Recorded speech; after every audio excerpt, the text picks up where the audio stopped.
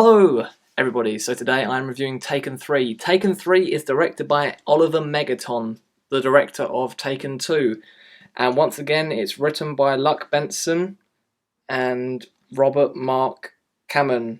Yep, they are the people that wrote the other ones, and Luke Benson, I just don't know why he still bothers with this franchise. So the story this time is that Bryan Mills, he is still seeing his ex-wife, and she comes round to his house one day, and then he goes out, and he comes back to find her murdered and gets framed by the police, and now he is on the run from them, and he wants to find out who murdered his ex-wife, his wife, or whatever.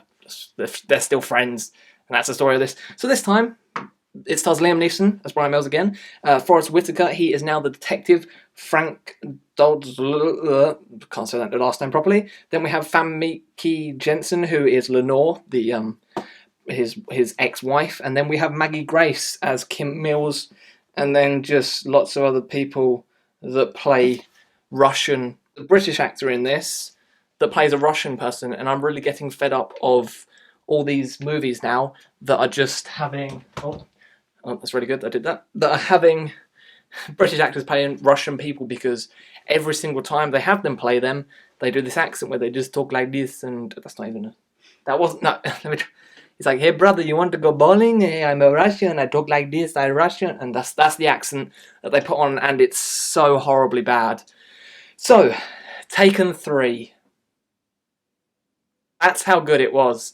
Taken 3 is another bullshit sequel. It is a pointless sequel, and Oliver Megaton, I called him in my Taken 2 review, go and watch that, I called him Oliver Megatwat, because that's what he is, he's a twat.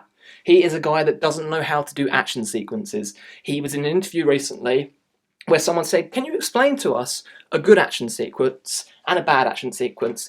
And his answer was, I don't know how I would answer that question. It's a good start, isn't it, mate, to your interview, that you don't know how you can explain good action sequences. So, the action sequences in this are shaky cam, and I'm just going to moan about this right here. This is a 12A. And the first Taken, when it got released in cinemas, was a 15, and that's because it had its violence and stuff. And then when it got released on Blu-ray, it was an 18, so there was more violence in there. But that's the thing that pissed me off. When it got to Taken 2, it was a 12A, and Taken 3, once again, is a 12A. Taken 2 and Taken 3 were meant to be 15s before, but then the BBFC were like, hey, if you want to get them as a 12A, then just cut out those things. It annoys me that it feels like these filmmakers now don't really care about the fans of the first film, and all they care about is the money and pulling in a bigger audience. Like, you shouldn't care about that. If you're a filmmaker and you really liked making your first film and the rating that you gave it, then you should be like, hey, the first film had fans, the second one should have fans, maybe just keep the same rating on it. This is a film that is so washed out with its violence. It's like really horrible things where you don't even know what's going on. There's punches that are thrown, but because of the camera being so shaky and Oliver Megaton deciding to have these really, really quick edits in there that are so horrible. There's one scene where Liam Neeson is running down an alleyway, and it has these really quick 5-second edits, and it's really stupid because there's one point where you can actually see that it's not Liam Neeson and it is a stuntman jumping over the fence. Taken 3 is just so bad, and I don't understand why they decided to make this. Like, Oliver Megaton didn't even understand with the second one. He didn't think of, like, people had said how many mistakes there were there, and he didn't think, alright, we made mistakes there, yeah, we had the horrible shaky cam, we had the horrible editing, but let's just make the same thing again. That's what Taken 3 is. It's exactly the same crap that Taken 2 did, and they're just throwing it all at you again.